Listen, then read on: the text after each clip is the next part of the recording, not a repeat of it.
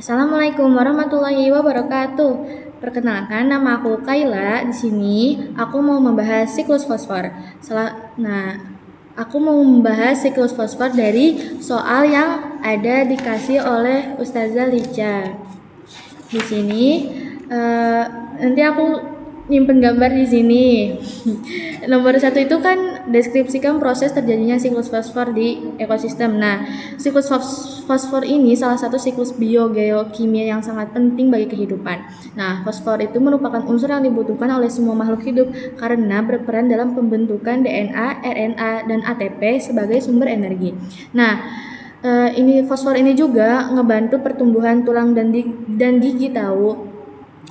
Nah, pada gambar yang ditampilkan ini kita bisa melihat ya bagaimana fosfor berpindah dari batuan, tanah, terus ke tumbuhan hingga kembali ke lingkungan. Selain itu juga aku bakal ngebahas kenapa sih siklus fosfor ini dianggap nggak seimbang dan apa sih dampaknya kalau siklus ini mengalami gangguan. Nah, jadi pertama kita harus pahami alur siklus fosfornya dulu.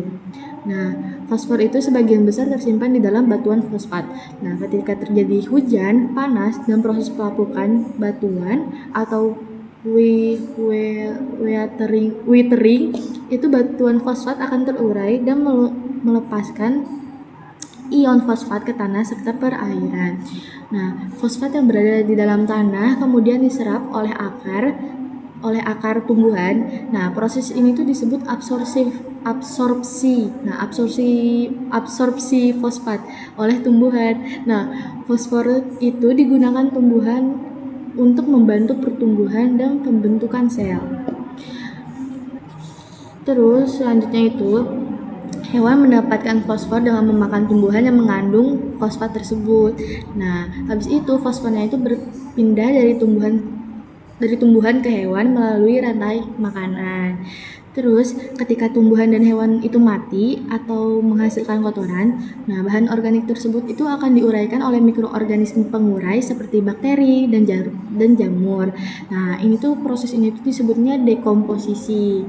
Terus hasil penguraian ini tuh bakal kembali lagi ke Pokoknya hasil penguraian ini tuh akan mengembalikan fosfat ke dalam tanah sehingga dapat digunakan kembali oleh tumbuhan. Terus bagian fosfat juga bakal terbawa alir sungai, danau atau laut.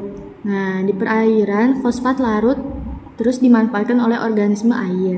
Tapi tidak semua fosfat itu ada di air, guys. Sebagian akan mengendap di dasar perairan dan membentuk sedimen.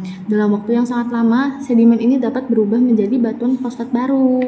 Melalui proses geologi ini kayak pengangkatan kerak bumi atau geologic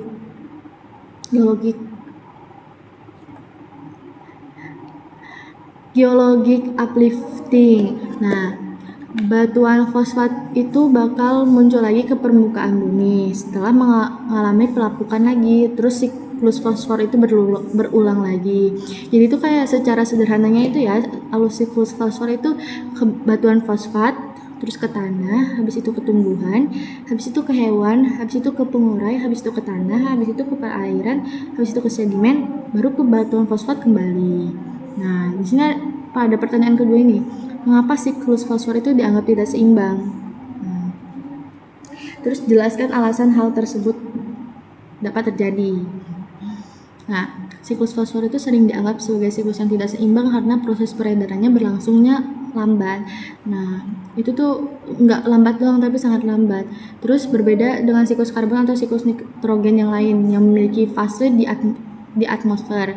Nah, kalau fosfor ini hampir tidak memiliki fase gas sehingga perpindahannya lebih lambat. Selain itu, banyak fosfor yang terbawa ke laut dan mengendap sebagai sedimen. Terus fosfor yang sudah mengendap itu membutuhkan jutaan tahun untuk kembali ke daratan melalui proses geologi.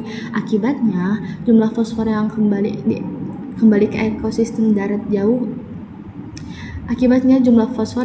ke ekosistem darat itu jauh lebih sedikit dibandingkan yang hilang ke lautan. Terus aktivitas manusia juga itu bakal memperarah ketidakseimbangan tersebut juga guys. Misalnya itu kita kayak penggunaan pupuk fosfat secara berlebihan, penambangan batuan fosfat, pembuangan limbah ke perairan, atau deforestasi, atau itu kita sebut penebangan hutan ya. Nah, itu tuh kegiatan-kegiatan itu dapat mengubah jumlah fosfor di lingkungan secara drastis kalau misalnya kita terlalu sering melakukan hal itu. Gitu.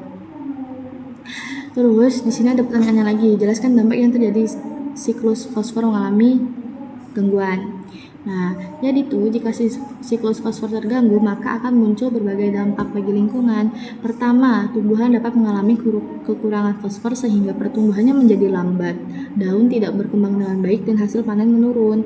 Kedua, rantai makanan dapat terganggu karena fosfor merupakan unsur penting bagi semua makhluk hidup.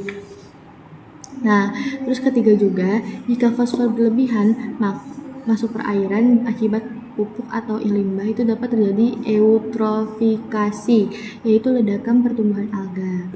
Alga yang tumbuh berlebihan itu akan mengurangi kadar oksigen di air sehingga ikan dan organisme air lainnya bisa mati. Selain itu, kualitas air juga menurun dan ekosistem perairan menjadi rusak.